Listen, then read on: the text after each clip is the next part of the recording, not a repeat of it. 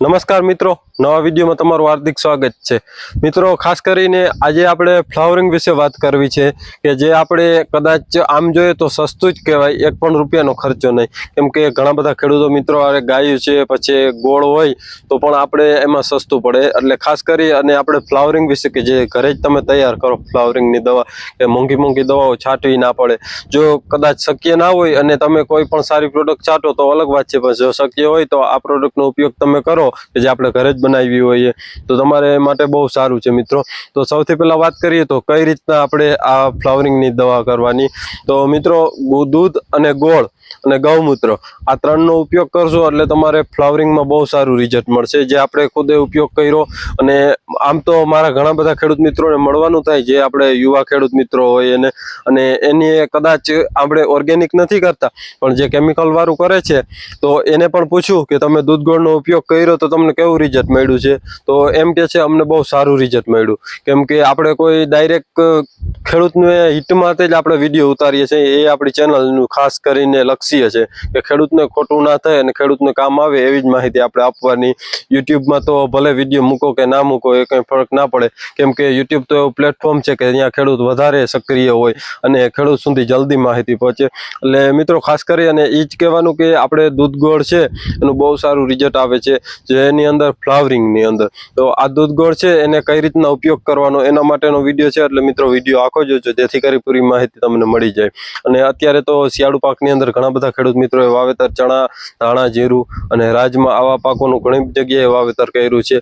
ઘઉંનું પણ વાવેતર છે અને દૂધ ગોળનો ઘઉંમાં પણ ઉપયોગ કરો તો તમને પણ એમાંય રિઝલ્ટ મળે છે મિત્રો। પણ ક્યારે કરવાનો એની માહિતી છે, એટલે આખો વિડીયો જોજો।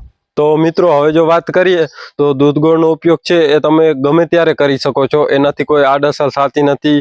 ગમે ત્યારે ગમે એને પાક ઉપર કરો તો તમને ફાયદો જ થાય છે।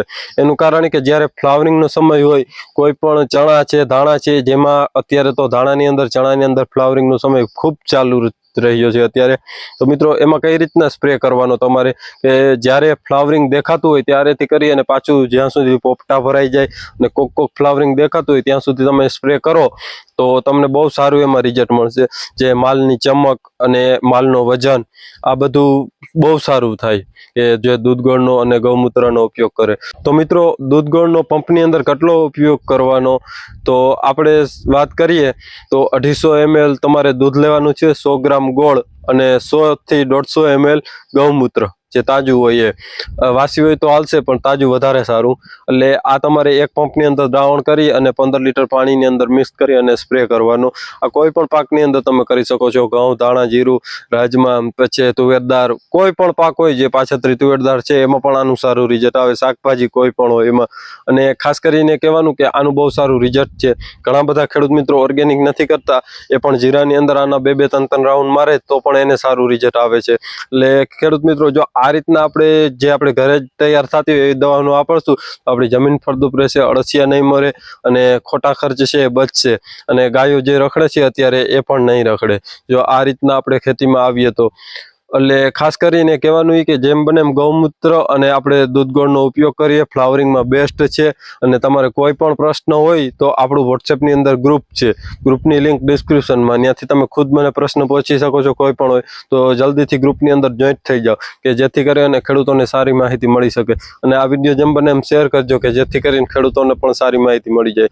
તો આ વિડીયો તમને ગમ્યો હોય તો વિડીયોને લાઇક કરજો, ચેનલમાં ન હો તો ચેનલ સબસ્ક્રાઈબ કરજો। ધન્યવાદ। જય ગૌ માતા।